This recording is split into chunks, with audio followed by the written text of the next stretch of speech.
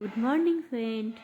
আজকে আমার ছেলের স্কুলে যজ্ঞানুষ্ঠান ছিল, তো আমি আর ছেলে দুজনে মিলে তাড়াতাড়ি করে সকালবেলা স্নান টান করে স্কুলে চলে গেলাম। তো এখানটায় দেখো যজ্ঞ হচ্ছে, খুব সুন্দর যজ্ঞের জায়গাটা সাজিয়েছে। ক্লাস 1 থেকে ক্লাস 5 পর্যন্ত সমস্ত ছাত্রছাত্রী, মা বাবা, সমস্ত দিদি ভাই, দাদা ভাই সবাই এই যজ্ঞে উপস্থিত ছিল। তো এখানটা বেশ সুন্দর যজ্ঞ হচ্ছিলো। সব দিদিভাইয়েরা এক জায়গায় বসে গল্প করছে, বাচ্চা কাচ্চারা খেলছে। তারপর যজ্ঞ হয়ে যাওয়ার পরে পণ্ডিতজি সবাইকে যজ্ঞের ফোঁটা দিচ্ছে, দাদা ভাইও যজ্ঞের ফোঁটা দিচ্ছে। কারণ একা দিলে তো হবে না, অনেক ভিড় ছিল, এই জন্য কয়েকজন মিলে যজ্ঞের ফোঁটা দিচ্ছিল। তারপর যজ্ঞ ফোঁটা হয়ে যাওয়ার পরে আমরা সবাই প্রসাদ নেওয়ার জন্য লাইনে দাঁড়িয়ে পড়লাম।